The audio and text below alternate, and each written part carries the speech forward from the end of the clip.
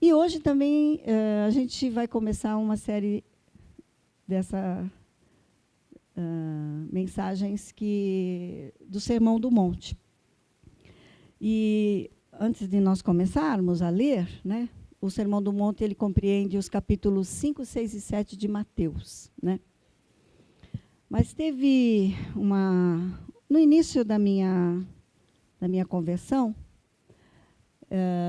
eu senti no coração de decorar Mateus 5. Não sei porquê, mas eu senti vontade e eu fazia o seguinte, eu colocava 3 ou 4 versículos num papelzinho e quando eu ia fazer a minha caminhada de manhã, quando eu morava ali no condomínio Nova Ipanema. Está calor, né? Está quente aqui. Agora eu estou ficando quente aqui, pastor. É o fogo do Espírito que desceu aqui. E aí, eu ia junto com uma amiga, minha amiga Arlete, e eu ia falando os versículos decor. E cada dia a gente andava todos os dias, né? Logo cedo a gente ia caminhar e a gente... Hoje eu não saberia falar decor, não, mas eu cheguei a decorar todos os capítulos, que são 48 versículos, né? Do capítulo... Eu decorei todos. E foi engraçado que eu perguntei para Deus assim, nossa, mas por que Deus, né? Estava ali assim, e eu achava assim que tinha um propósito, mas eu não tinha entendido. Nessa época, meu marido tinha uma loja de carro, uma revenda de automóveis. E aconteceu um incidente muito chato com uma pessoa famosa. Foi comprar um carro lá com o meu marido e, de repente, aconteceu alguma coisa e ele entrou na justiça contra o meu marido. E meu marido não tinha culpa. Mas, sabe como é homem? Que os homens daqui não nos ouçam. São assim, meio assim, deixa entrar na justiça. Ao invés de conversar, ele diz, deixa entrar na justiça. E aí, no dia em que nós tivemos que ir na audiência, me veio aquele versículo, um dos versículos aqui, dizendo assim, quando a gente for... eu marquei ele aqui, agora também nem me lembro o decor. Se a gente for... é o 25? Isso, obrigado.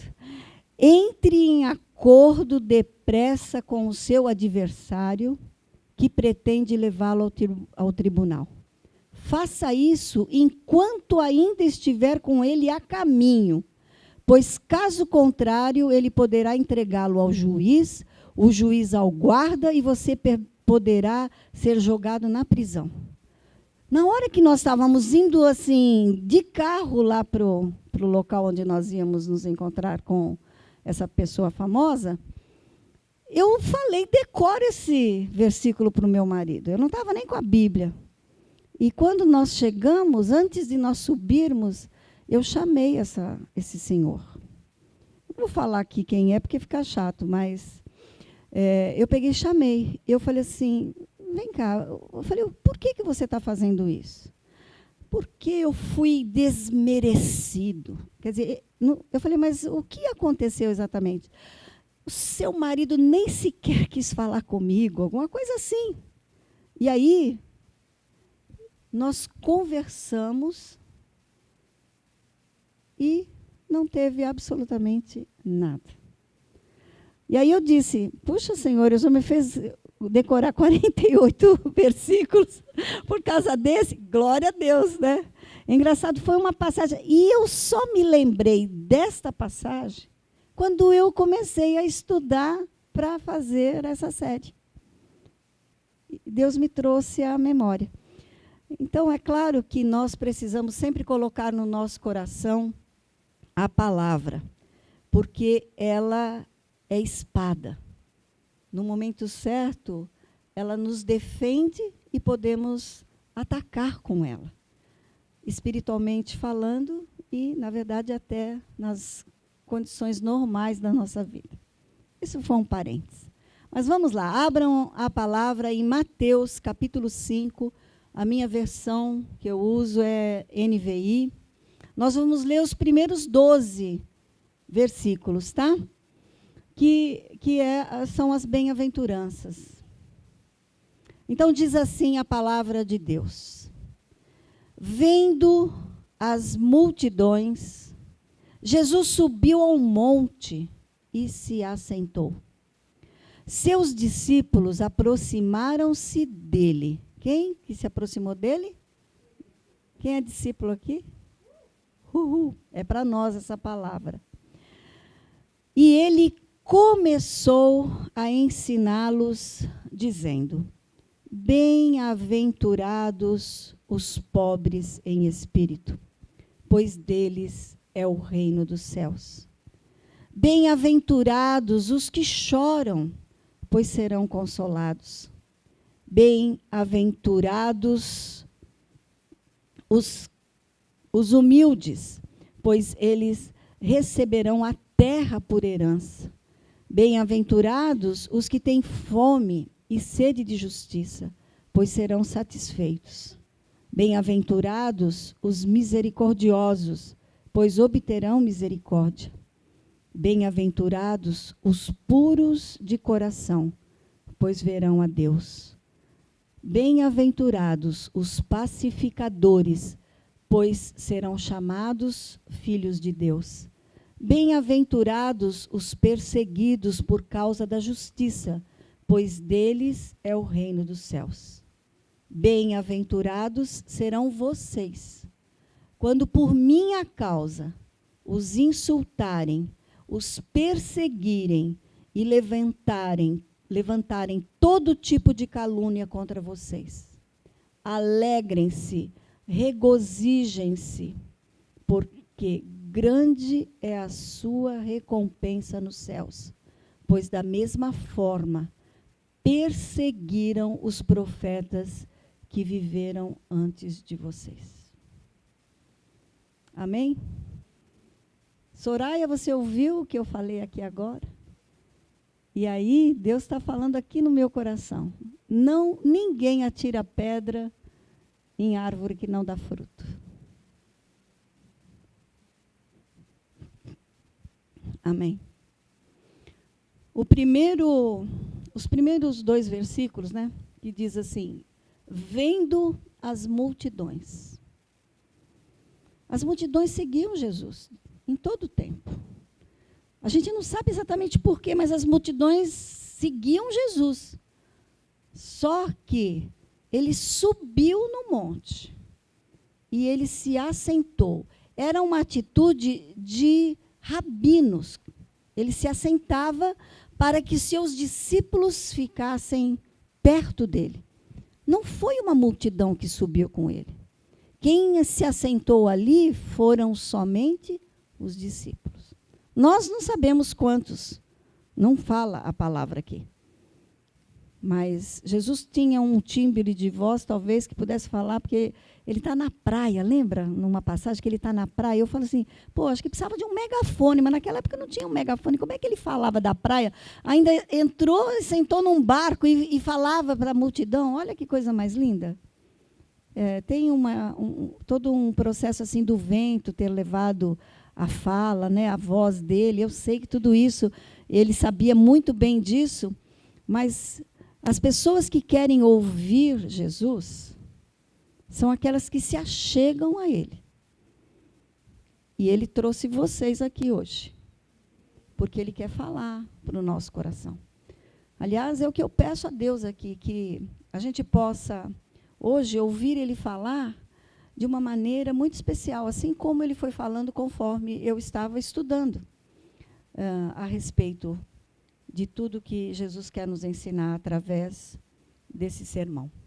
Então, o Sermão do Monte é o mais importante discurso proferido em toda a história da humanidade. Mahatma Gandhi afirmou que se todos os textos sagrados do mundo fossem perdidos, mas o Sermão do Monte fosse preservado, então nada teria se perdido. Então, essas palavras de Jesus, ela ocupa um lugar de absoluto destaque na humanidade. Muitas pessoas leem esse Sermão do Monte, talvez não tenham toda a revelação que talvez Deus queira que as pessoas absorvam. Mas hoje nós estamos aqui para ouvir Deus falar para o nosso coração, através das entrelinhas. Então, Jesus, ele falava para as multidões, sim, mas as multidões tanto recebem e fazem o que a multidão faz, assim como eles gritaram, crucifica-o, crucifica-o, como eles também ouviram Jesus falar certas coisas e não agiram, mas ouviram vozes alheias a qualquer coisa e gritaram também. Multidão é assim. Às vezes você vê aquela multidão seguindo, tem gente que não sabe nem por que está seguindo aquela multidão, porque eu não estava fazendo nada, vou junto. Aí faz coisa errada, ouve e faz uma baderna. Não é assim quando tem alguma manifestação, que às vezes a pessoa nem sabe. Você está nessa manifestação aqui por quê? Não sei. Até naquela passeata gay, às vezes vai a família, acha que é passeio. Vamos passear, ouvindo música. Quer dizer, tem gente que é sem noção, né? Sem noção. Isto é a multidão. Aí aquela frase assim que algumas pessoas falam assim, a voz do povo é a voz de Deus. Não é mesmo, né? Não é mesmo. Então, nós estamos falando de coisas que Jesus queria falar no íntimo para os seus discípulos. Lembra quando ele foi para a casa de Maria e Marta? Maria se assentou aos pés do Senhor. Jesus também estava ali sentado e ela foi lá pertinho. É assim que a gente tem que estar diante do nosso mestre. O Sermão do Monte também tem uma particularidade que... qual é o nome do pregador que falou isso? Eu não me lembro agora, eu acho que eu nem escrevi aqui. Mas ele faz um paralelo com Moisés. Moisés subiu ao monte para pegar a tábua com os 10 mandamentos. Jesus também subiu para falar das leis. Só que Moisés, ele falou de uma maneira. Jesus veio e falou assim, vocês ouviram o que foi dito, mas agora... Não é lindo isso? Ele vai falar, nós vamos ver que ele vai falar muitas coisas. Olha, lá vocês faziam assim, mas agora... Porque lá vocês não tinham o Espírito Santo, mas agora vocês vão ter. Eu acho assim que Jesus já estava nos preparando da maneira como iria ser falada as coisas e nós deveríamos receber as leis, porque ele também veio como um legislador aqui de todas as causas da humanidade. Nesse sermão, Jesus ele confronta todos os agentes que oprimiam o ser humano. Roma, ele vai falar contra o que Roma fazia, contra os próprios demônios e diabos, os escribas e os fariseus que distorciam todas as coisas, porque no Antigo Testamento Deus também era um Deus amoroso, mas os escribas não conseguiam enxergar isso. Então colocavam um peso muito grande. Dos 10 mandamentos que nós tínhamos recebido, que o povo de Israel tinha recebido de Moisés, na época que Jesus estava ali, os fariseus tinham colocado somente mais 603, porque tinha 613 mandamentos naquela época. Absurdo. Ninguém conseguia fazer. E aí Jesus fala, né? Vocês não conseguem levantar com um dedinho, vocês querem colocar esse peso todo na vida e não ajudam nem com um dedinho, porque vocês também não conseguem. Era um absurdo. A palavra bem-aventurada, ou bem-aventurados, né, que Jesus usa, porque Jesus ele falava em hebraico e aramaico nessa época. Então, Novo Testamento, ele foi escrito no grego. Mas, no grego, essa palavra bem-aventurada chama-se Macários. Olha que interessante. Mas Jesus usou nessa palavra, para representar essa bem-aventurado, Ashrei, que significa uma caminhada, ou aquele que está em marcha.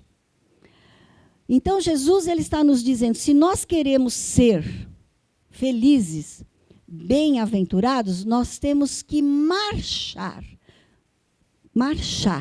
diante do reino com tudo o que ele mostra que nos leva à felicidade. Então, esta é a felicidade que Deus quer que nós tenhamos.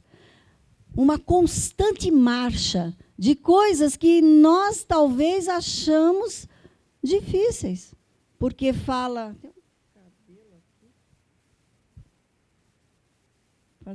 Tinha um cabelo aqui, gente. Tava só, eu olhava, não estava conseguindo enxergar. Mas, quando a gente olha para pessoa pobre de espírito, pessoas que choram, nossa, como é que eu vou ser feliz assim? Não é isso que traz felicidade. Mas é isso que ele quer nos mostrar. Que quando nós estamos andando com ele, na direção dele, nós vamos ser felizes, isto é, bem-aventurados. Então, vamos ver o primeiro verso 3.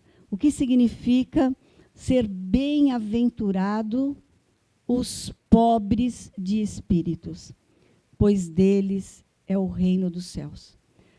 Então, ele está dizendo que nós somos alegres, felizes se formos pobres de espírito, mas ainda nos dá uma recompensa. Se você acontecer isso e você caminhar, mesmo com esta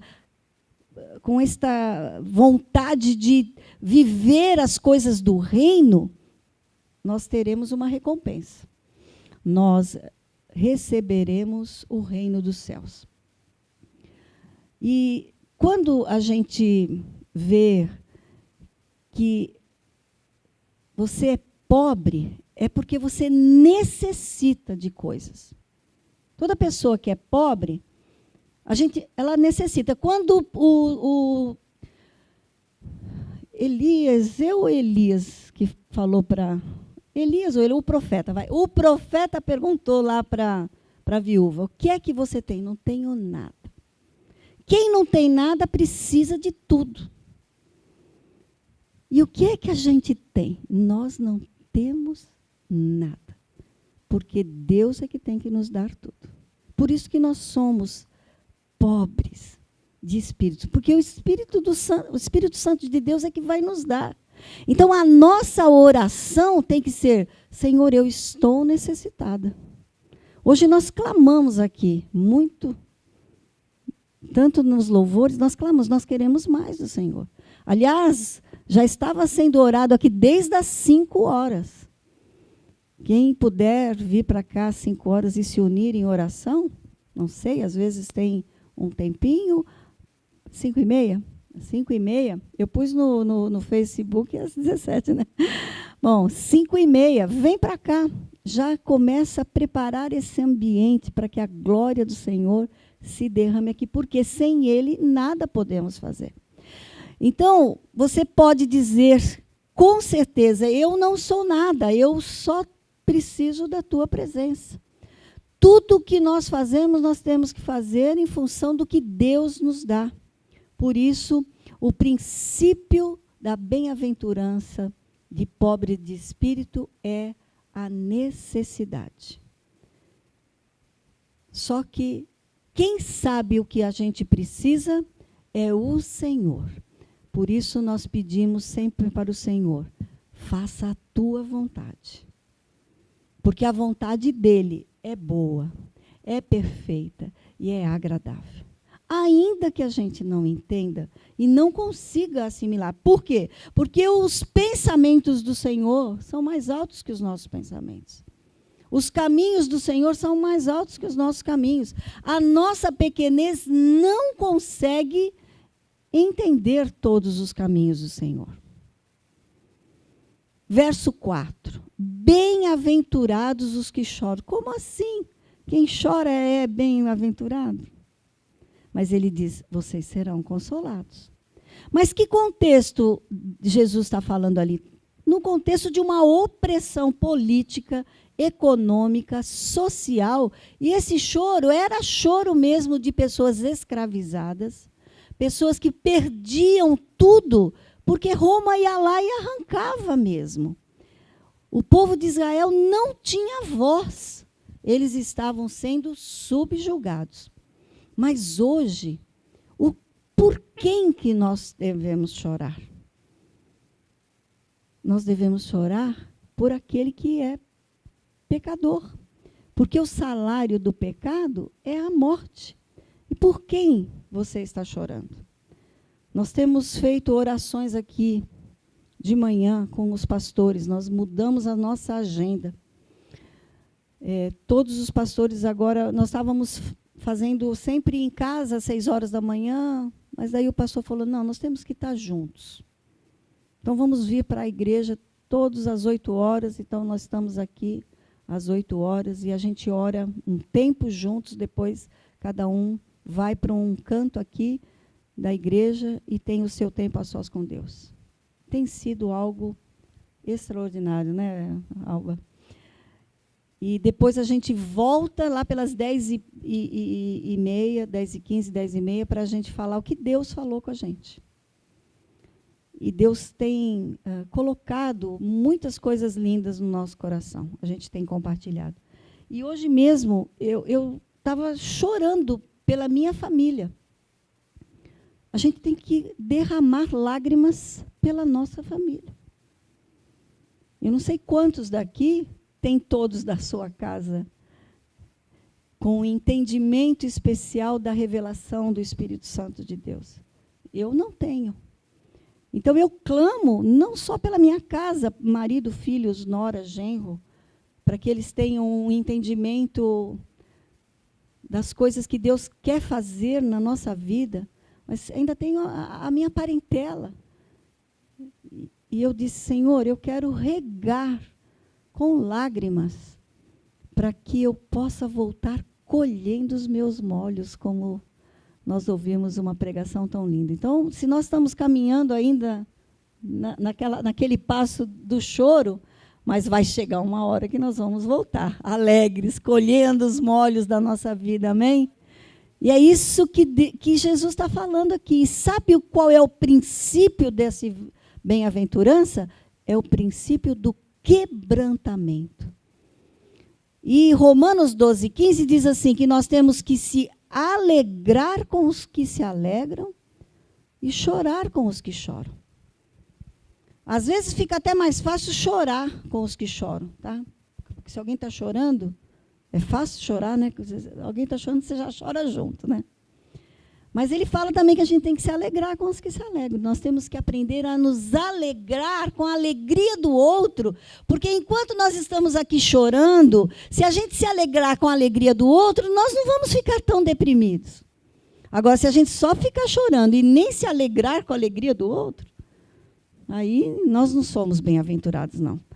Porque nós seremos consolados quando nós nos alegrarmos também com o que o outro conseguiu alcançar. Então, vocês viram que nós temos bem-aventurados os pobres de espírito, é o princípio da necessidade. Os bem-aventurados que choram é o princípio do quebrantamento. Bem-aventurados, no verso 5 agora, os humildes, pois eles receberão a terra como herança. Todas as vezes nós temos uma recompensa. E essa palavra humilde ou mansos, como em algumas versões tem, na nossa cultura, sugere que nós somos fracos, frágeis, ingênuos, covardes. E René Kivitz conta uma história de como se doma um cavalo.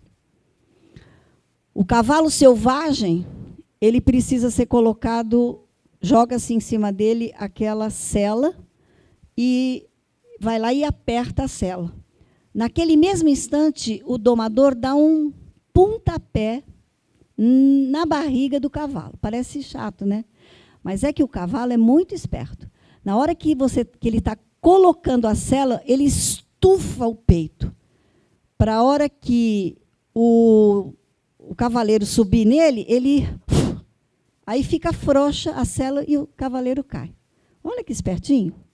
E aí eu fiquei achando interessante que naquele momento ele está com a dura cerviz, a cabeça do cavalo está lá em cima. Mas na hora que ele leva aquele chute, ele solta, ele aperta de novo, o cavalo já percebe que ele foi domado. Então, a dura cerviz dele, ele abaixa a cabeça. Assim acontece conosco.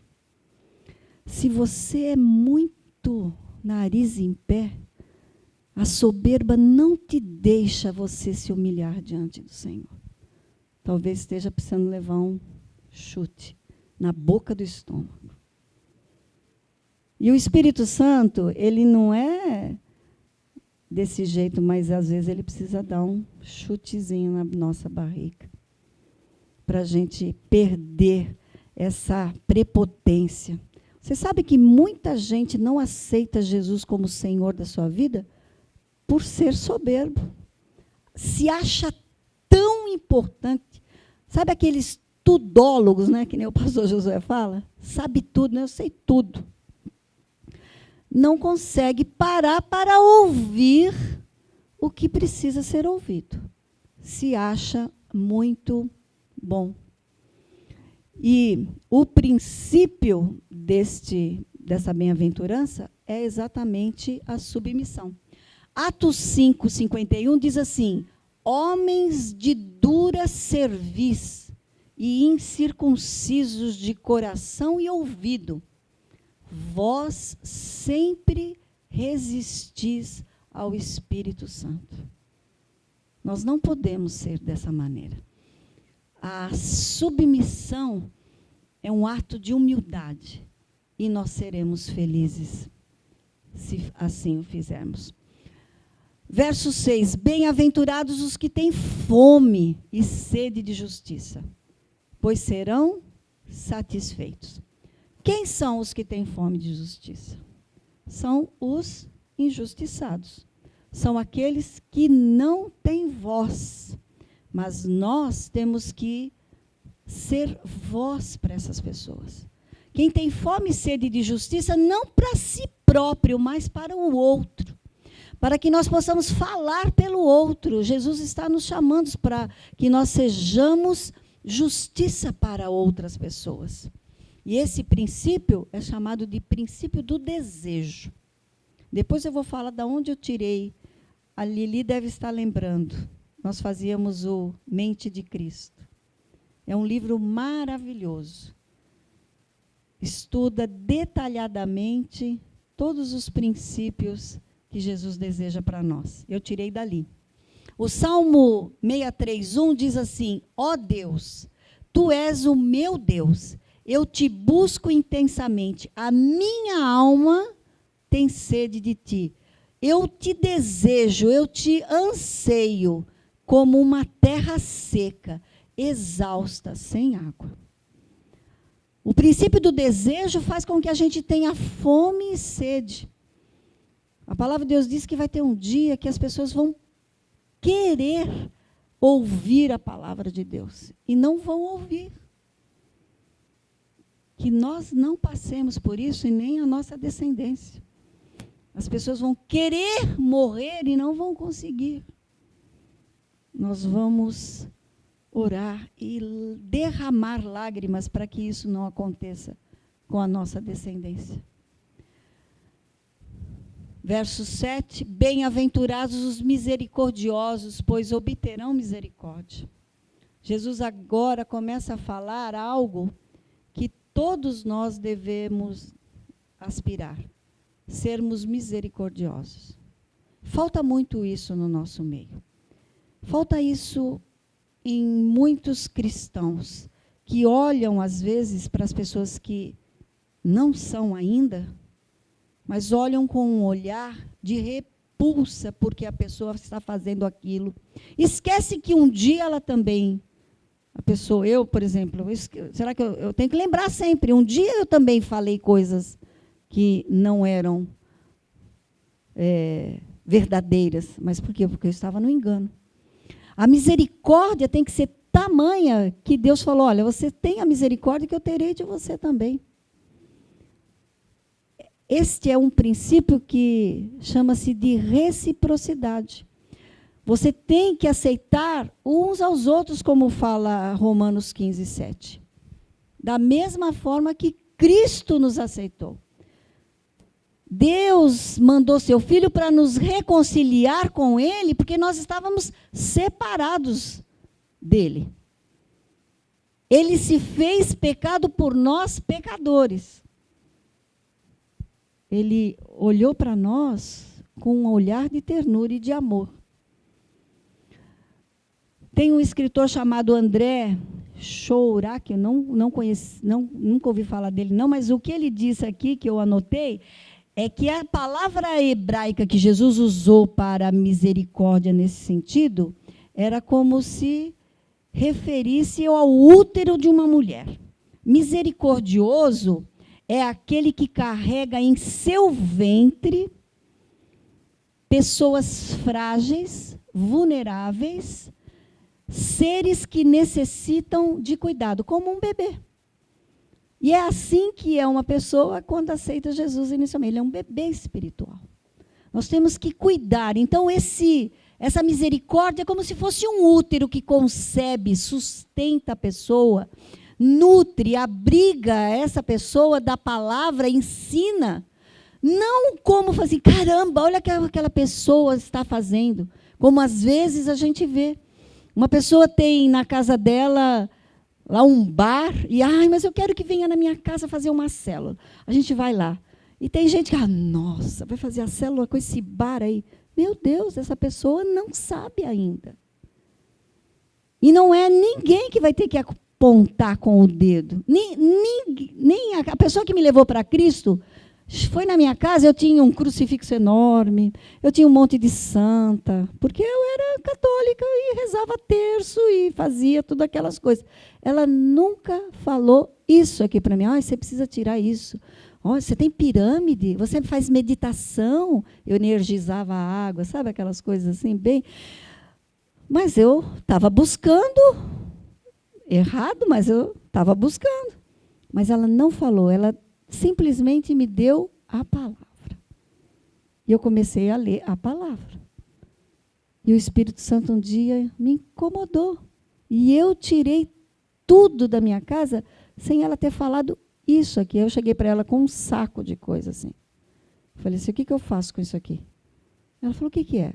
Ela olhou e falou, então tinha santinho, crucifixo, medalhinha, pirâmide, livro de Saint-Germain, acho que ninguém nem conhece, fazia mantras de Saint-Germain. Ela não falou nada para mim. Eu é que tirei tudo, entreguei para ela e ela, vamos queimar. Queimamos tudo aquilo. O Espírito Santo é que convence. Mas ela botou o joelho várias vezes por mim. Cada vez que ela ia lá na minha casa, depois ela falou. Ela falou, eu orava, você ia pegar alguma coisa, eu impunha as mãos, Senhor, queima isso aqui. Joga fora isso aqui da vida da Nádia. E ela não precisou falar para mim. Como a irmã Edmeia diz, o Espírito Santo é fofoqueiro. Ele veio lá e soprou para mim, olha, tira isso daí, porque ela nem está gostando. Não, ele não falou assim, mas eu não estou gostando. Agora você adora só a mim. Você não precisa de mais nada disso. A gente tem que ser misericordioso. É uma coisa que Jesus diz que nós também obteremos misericórdia. Versículos 8 e 9. Bem-aventurados os puros de coração, pois verão a Deus. Olha que forte. A gente tem que ver Deus, mas nós temos que ter o coração puro. Tem vários versículos que tocam muito no coração, quando Romanos fala lá, no Romanos 4, diz assim, que Deus trará naquele momento as intenções do coração. Então, tudo aquilo que a gente pensa, né? Mas junto com esse mesmo verso 8, tem o 9 que diz que é bem-aventurados os pacificadores, pois serão chamados filhos de Deus. Aí você fala, mas filho de Deus não é aquele que aceitou Jesus como Senhor? Sim, é aquele. Sim, aceitou Jesus, você já é filho. Mas se você é uma pacificadora na sua casa, a mulher rixosa faz com que dê até desespero, né, na pessoa. É melhor uma gota pingando do que uma mulher. Já pensou? É aquela mulher chata, que fica só enchendo. O marido chega e já vai falando todas as coisas. Nossa, eu lembro como eu era chata. Eu falo, não sei como meu marido me aguentou. 25 anos. Eu acho que depois que eu aceitei Jesus, sou um pouquinho melhor. sou mais leve agora. Mas a gente precisa ser pacificador. Pacificador é aquele que quer fazer com que Jesus, que é o príncipe da paz, resplandeça na sua vida. Só isso, olha que fácil. A gente precisa andar a segunda milha. Oferecer a outra face. Claro que não é fácil. Mas a gente tem que buscar do Senhor essa vontade de ter um coração puro, de ser pacificadora. E o princípio é o princípio da reconciliação. E Deus nos chamou para sermos reconciliadores daqueles que ainda não conhecem ao Senhor para Ele. A gente ganha para nós e depois eles veem Jesus em nós. Dificilmente alguém vai para o Senhor sem intermédio de alguém.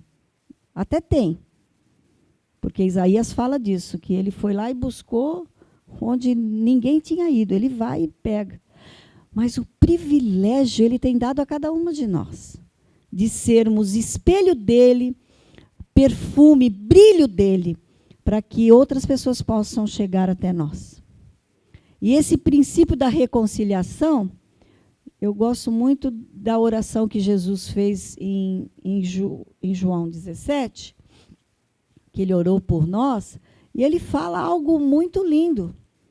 Ele diz no verso 21, a partir do 20, minha oração não é apenas por eles, aqueles que estavam com ele. Eu rogo também por aqueles que crerão em mim por meio da mensagem deles, para que todos sejam um, como tu és em mim e eu em ti, que eles também sejam em nós, para que o mundo creia que tu me enviaste.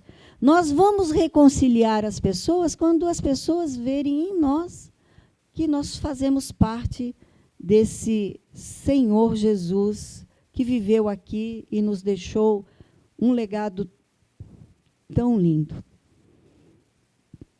O Salmo 32, deixa eu ver qual é mesmo. 32, 11. Já no Antigo Testamento, muitos versículos deixavam essa transparência de que se nós formos justos, as pessoas vão se alegrar, porque quando as pessoas se alegram nos justos, vem o Senhor. E daí nós cantamos de alegria, porque nós teremos corações retos. Nós vamos cantar de alegria quando nós sabemos que o Senhor está nos usando para a glória dele. E, por último, os versos de 10 a 12 de Mateus 5, que diz, bem-aventurados os perseguidos, por causa da justiça, pois deles é o reino de Deus, dos céus. Esse princípio é o princípio da identidade. Se Jesus sofreu tudo que ele sofreu, e ele venceu, e ele diz que nós vamos vencer, nós também sofreremos aqui. Puxa, podia ser diferente, né? Já que Jesus sofreu tudo, né, podia ter deixado essa parte. mas um coração quebrantado e contrito, Deus não despreza. Na casa do luto, há mais pensamentos sobre a vida do que na casa da festa. Porque quando nós estamos enlutados... Oi? Tudo bem. Nós estamos enlutados, nós temos a preocupação das coisas futuras. Se nós estamos só alegres, nós nem paramos para pensar. Então, todas as vezes que nós formos perseguidos, caluniados, até desprezados, às vezes a gente se sente assim. Eu lembro quando eu sempre ajudei o Lar de Daniel, que era uma entidade da maçonaria que o meu marido frequentava, eu também participei muitas vezes, e eu ajudava muito lá. E quando eu era católica e ajudava lá na maçonaria, todo mundo me ajudava. Eu ia pedir, nossa, ninguém falava nada. Mas bastou eu ser da Igreja Batista, na época Monte Oreb, e fazer o mesmo trabalho que eu fazia nos anos anteriores, que eu tenho até fotos assim das festas que a gente fazia. Todas as pessoas que eu ia... não, eu já estou ajudando não sei quem. As mesmas pessoas que antigamente me ajudavam, então elas começaram a me desprezar. E, às vezes, quando a gente aceita o Senhor Jesus e começa na caminhada, há uma reviravolta na nossa vida com relação às pessoas ao nosso redor. Por isso que não é que a gente não tem mais que ter amizade com outras pessoas. Não, a gente primeiro precisa se fortalecer junto com aqueles que professam a mesma fé. Depois a gente vai lá resgatar, porque daí a gente está fortalecido. E a gente vai buscar aqueles que a gente ama, amigos, e vamos para a luta. Jesus foi perseguido.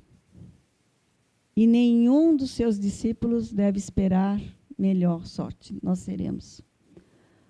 Aliás, a gente já ouviu essa frase assim, se você está indo na direção certa e ainda não encontrou com Satanás para te dar uns murrinhos, toma cuidado, às vezes você está seguindo do lado dele, tá?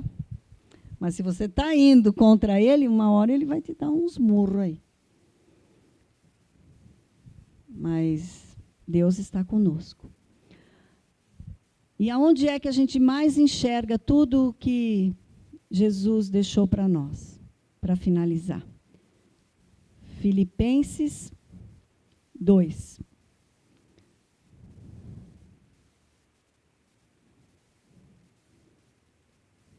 Saindo ali do Sermão do Monte, mas a gente tem que falar sobre ele. Porque esse princípio da identidade que nós temos que ter com Jesus, muito nos fala Paulo em Filipenses, no capítulo 2.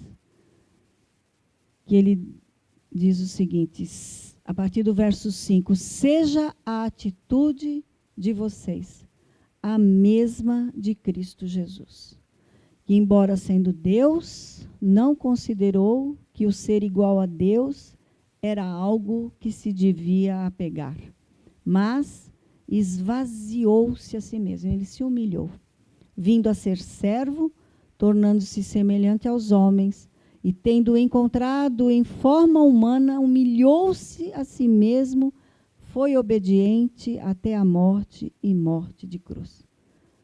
Por isso Deus o exaltou à mais alta posição, e lhe deu o nome que está acima de todo nome, para que ao nome de Jesus se dobre todo o joelho, nos céus, na terra e debaixo da terra, e toda língua confesse que Jesus Cristo é o Senhor, para a glória de Deus Pai.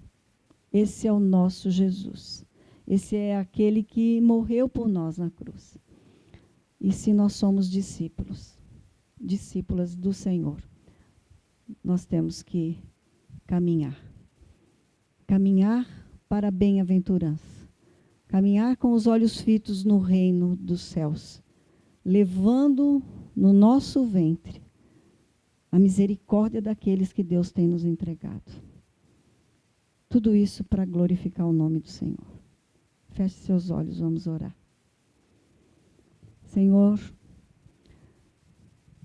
tudo aquilo que o Senhor tem falado ao nosso coração, nós queremos receber todas as suas promessas. Talvez seja um pouco difícil a primeira parte, ser pobre de espírito, se humilhar, chorar, se derramar, ter coração puro neste mundo tão tenebroso que vivemos, mas nós queremos, Senhor, que o Senhor nos ajude a caminhar, indo na direção certa, no alvo que é o Senhor Jesus, para que tudo que o Senhor pretende, Senhor, na nossa vida e através da nossa vida, seja cumprido aqui no tempo em que o Senhor tem nos dado para viver nesse lugar. Nós te amamos, Senhor. E o Senhor tem todo o direito de fazer em nós e através de nós tudo aquilo que o Senhor sonhou aqui para esse lugar.